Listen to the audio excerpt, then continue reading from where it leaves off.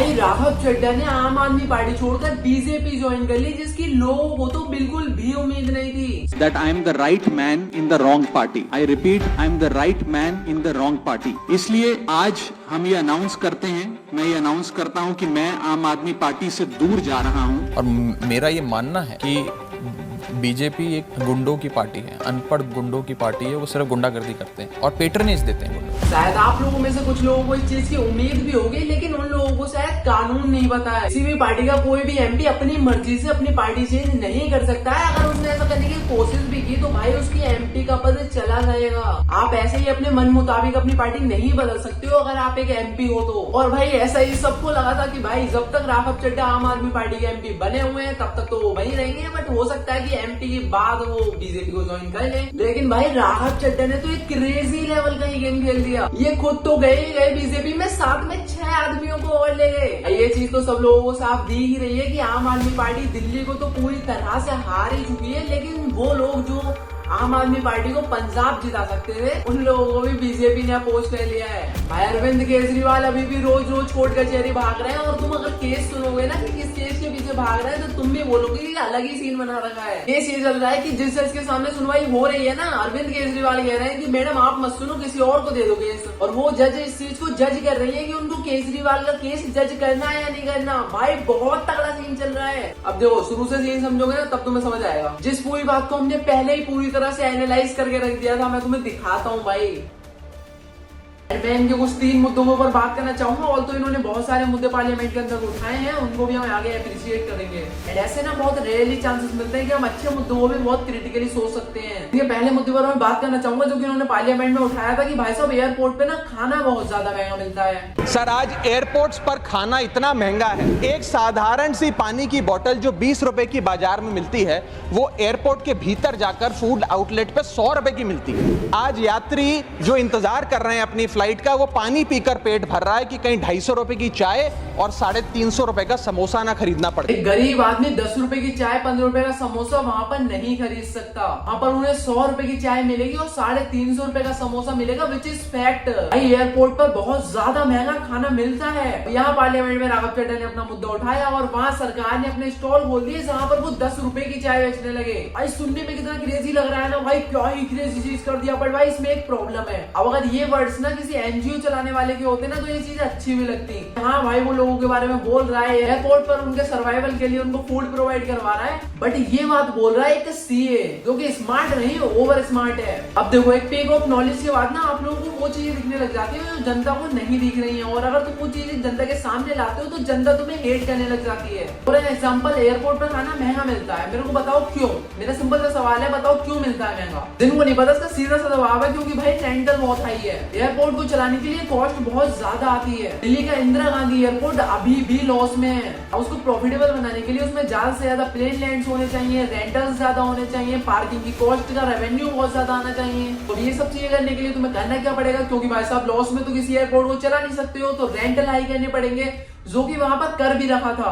और rental high करने से क्या होगा, जो भी कंपनियां वहां पर ऑपरेट करती है ना वो अपने फूड के प्राइसेस बढ़ा देंगी। जैसे कि KFC हो गया, मैकडोनल्ड्स हो गया, जो उनके प्रोडक्ट्स है ना उनका प्राइस एक्चुअल में उतना नहीं है। हम लोग वहां पर जाकर मैकडोनल्ड्स से 99 वाला मील नहीं ले सकते, हमें वहां पर 250-300 का मिलेगा। क्यों मिलेगा? वहां पर KFC ने अपने रेट क्यों बढ़ा रखे हैं, बाकी कंपनियों ने रेट क्यों बढ़ा रखे हैं? क्योंकि भाई साहब कॉस्ट नहीं निकलता। जब रेंटल्स हाई होते हैं तो थोड़ा सा भी प्रॉफिट निकालने के लिए आप लोगों को कॉस्ट थोड़े से ज्यादा करने ही पड़ते हैं। अब सोचो वहां पर इतना हाई रेंटल्स में एक कंपनी अपना स्टॉल खोल दी है, इसके सामने ही सरकार अपना खुद का स्टॉल खोल लेती है जिसमें लिटरली मोदी जी 10 रुपए की चाय बेच रहे हैं। अब लोग तो वो 10 रुपए वाली चाय कंज्यूम करेंगे ना एज कम्पेयर टू वो 100 रुपए वाली चाय। इससे होगा क्या कि चाय उसकी दुकान तो बंद हो जाएगी। जो भी कंपनियां अपना 350 रुपए का समोसा बेच रही थी उनको प्राइस कम करने पड़ेंगे, जो कि प्रैक्टिकली तो पॉसिबल नहीं है इतने हाई रेंटल्स में। 10-15 रुपए के अंदर तो वो अपना समोसा बेच सकते नहीं है। बट सामने की तरफ जो सरकार ने अपनी स्टॉल खोली है उसका एजेंडा तो प्रॉफिट करना है ही नहीं, उसका एजेंडा तो पब्लिक सर्विस करना है। इससे होगा क्या कि एयरपोर्ट की सारी कंपनियां लॉस करने लग जाएंगी। अब तुम लोग बोलोगे यार कि वो $1 मिलियन की कंपनी है यार मैकडोनल्ड वगैरह, अगर वो लॉस कर भी जाती है तो हमारा क्या जाता है? तो भाई तुम लोग ना ये समझने की कोशिश करो कि वहां पर सिर्फ महंगी फ्रेंचाइजीज नहीं जाती हैं, वहां तुम्हारे जैसे लोग भी वहां जाकर बिजनेस कर सकते हैं। जब सरकार कोई ऐसा इनिशिएटिव लेती है तो वहां पर ईज ऑफ डूइंग बिजनेस मर जाता है। तो भाई जैसे अगर मैं वहां पर जाकर अपना बिजनेस करना चाहूँ तो मैं वहां पर जाकर नहीं कर सकता, क्योंकि मैं सरकार से थोड़ी ना लड़ लूंगा। वो एक ऐसा एजेंडा जिसका प्रॉफिट करना मकसद है ही नहीं, और मैं अपना प्रॉफिट करने के लिए वहां पर अगर अपना बिजनेस खोलता हूँ हो तो ये इम्पॉसिबल है भाई। अब तुम में से कुछ लोग बोल रहे होंगे कि भाई अगर एयरपोर्ट प्रॉफिटेबल नहीं होती है तो मत होने दो, हमारा क्या जा रहा है भाई, भूखे लोगों को खाना तो मिल रहा है। भाई देखो वहां पर एक तो कोई ऐसा रूल है नहीं कि तुम अपना खाना लेकर नहीं जा सकते हो भाई, तो अपने घर से खाना वहां पर लेकर चले जा सकते हो एयरपोर्ट में। ये चीज जब पॉसिबल है कि जैसे तुम अपने घर से प्लान करके नहीं निकले हो, खाना लेकर नहीं निकले हो, तो ऐसा सीए पर्सपेक्टिव एंड उस पॉलिटिकल लेंस को हटाकर ये देखना कि पब्लिक को किस चीज की नीड है और फिर उस चीज को फिक्स करना, भाई ये बहुत ज्यादा स्मार्ट मूव है। भाई एयरपोर्ट का ये मुद्दा सही है या गलत है ये तुम्हारा ओपिनियन है, मैंने दोनों ही पर्सपेक्टिव तुम्हारे सामने रख दिए हैं। अब दूसरा मुद्दा राघव चड्ढा ने पार्लियामेंट में क्या उठाया कि डिलीवरी बॉय को 10 मिनट के अंदर डिलीवरी करने के लिए फोर्स किया जाता है, उनको इस चीज के पैसे कम दिए जाते हैं। आज ये तमाम बड़ी ई कॉमर्स और इंस्टा डिलीवरी एप्स और कंपनीज $1 बिलियन की वैल्यूएशन हासिल कर चुकी हैं, यूनिकॉर्न्स बन चुकी हैं, लेकिन इन गिग वर्कर्स की हालत आज भी एक दिहाड़ी मजदूर से भी बदतर है। तो अब इस मुद्दे को ना मार्केट में इतना बड़ा बवंडर बना दिया गया कि भाई राघव चड्ढा ने कोई मुद्दा उठाया और सरकार ने तुरंत एक्शन लिया। भाई अगर मैं अभी अपना फोन निकालकर जोमेटो या स्विगी से कुछ ऑर्डर करके मंगाऊं ना तो 8 मिनट दिखाता क्योंकि घर से ज्यादा दूर नहीं है। मैंने ना उन डिलीवरी मैन के जो एप्स होते हैं ना उनको जरा एक्सप्लोर करा एंड मैंने देखा कि उस ऐप में उन्हें प्रोडक्ट दिखाता है, मैप दिखाता है, कॉस्ट दिखाता है, बट उसमें ऐसा फोर्सफुली टाइमिंग वाला कोई सीन नहीं दिखाता है उन्हें। भाई ऐसा कुछ नहीं होता कि एक डेडलाइन की तरह 10 मिनट का टाइमर चल रहा है कि भाई तुम्हें इसके अंदर ही अंदर फोर्सफुली जो है डिलीवरी करके ही रहना है, ऐसा कुछ नहीं होता। बट इस चीज को ना ऐसे दिखाया गया कि 10 मिनट के अंदर डिलीवरी करने के लिए ना उनको फोर्स करा जाता है। भाई मैक्सिमम डिलीवरी 10 मिनट के अंदर हो भी जाती है क्योंकि अगर तुम्हारी सिटी में कोई भी ब्लिंकिट या फिर जेप्टो जैसी ई कॉमर्स एग्जिस्ट करती है ना तो उन्होंने मैप में कुछ इस टाइप के पॉइंट्स बना रखे होते हैं, तो उन्होंने अपने मैप के अंदर सेंटर पॉइंट से लेकर कॉर्नर पॉइंट तक कुछ इतना डिस्टेंस रखा है कि ट्रैफिक के बावजूद भी आप लोगों को सिर्फ मैक्सिमम 15 मिनट से लगेंगे डिलीवरी करने के लिए। तो अगर 2-3 मिनट ऊपर हो जाता है या फिर 2-3 मिनट पहले डिलीवरी हो जाती है तो हम उस चीज को एप्रिशिएट करते हैं। बट इस मुद्दे को कुछ इस प्रकार से उठाया गया कि ऐसा लगने लगा कि इनको फोर्सफुली डिलीवरी करवाई जाती है।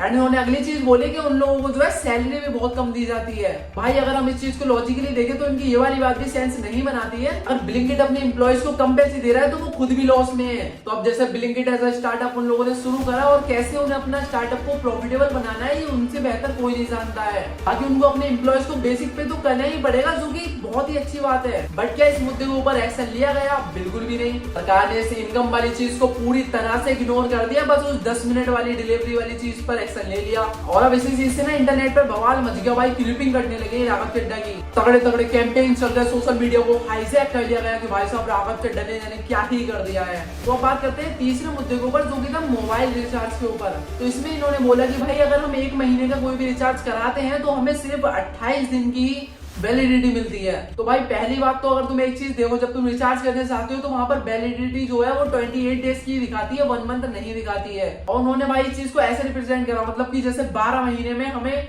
12 रिचार्ज कराने चाहिए अगर हम 1 मंथ का रिचार्ज करा रहे हैं, लेकिन हमें 13 रिचार्ज करवाने पड़ते हैं क्योंकि भाई हमें 1 महीने में सिर्फ 28 डेज का ही रिचार्ज मिल रहा है। तो भाई तुम मुझे एक सिंपल सी चीज का जवाब दो, अगर मैं कोई रिचार्ज बेच रहा हूँ तुम लोगों को जो कि 28 दिन का और मैं तुम लोगों से उसका चार्ज कर रहा हूँ 28 रुपए, और वहीं कोई बंदा आता है और उस रिचार्ज को कहता है कि भाई तू 30 दिन का ही कर उस रिचार्ज को, 1 महीने का कर। तो अब मैं उससे बोलता हूँ कि भाई कोई बात नहीं, मैं तो 30 दिन का कर दूंगा, पूरे महीने का रिचार्ज लो तुम, बट अब मैं पैसे लूंगा 30 रुपए। तो भाई इस चीज से तो कोई सच मुझे सेंस बनता हुआ दिखाई दे नहीं रहा है, क्योंकि भाई जिस रिचार्ज की 28 दिन की वैलिडिटी होती थी वो रिचार्ज कम के होते थे, एंड जो 1 महीने की वैलिडिटी आ रही है भाई वो भी रिचार्ज भी मतलब महंगे होने लगे हैं। भाई जिस फिक्स अमाउंट में एक रिचार्ज हमें वैलिडिटी 28 डेज की देता था, अब उसको बढ़ाकर 30 डेज भी कर दिया गया है, तो भाई उसका जो अमाउंट है, फिक्स अमाउंट है, वो भी बढ़ गया है। अब इन सब चीजों से हो क्या रहा था कि राघव चड्ढा सारे पब्लिक के इश्यूज को उठा रहे थे, वो इनिशियली इस चीज से ग्रो भी कर रहे थे भाई, लिटरली 100 मिलियन की रील्स पर व्यूज आ रहे थे। तो भाई जिससे होने क्या लगा, आम आदमी पार्टी को ऐसे उनसे कोई प्रॉफिट नहीं निकलने लगा और उनको इस चीज का डर लगने लगा कि अगर ये बंदा फेम पा रहा है और आगे चलकर अगर इस बंदे ने पावर पाने के लिए किसी अपोजिशन को ज्वाइन कर लिया तो इस चीज में आम आदमी पार्टी का बहुत बड़ा लॉस हो जाएगा। बट ये चीज समझने में ना आम आदमी पार्टी ने थोड़ी सी देर जरूर कर दी है, तो मैं बोलूंगा।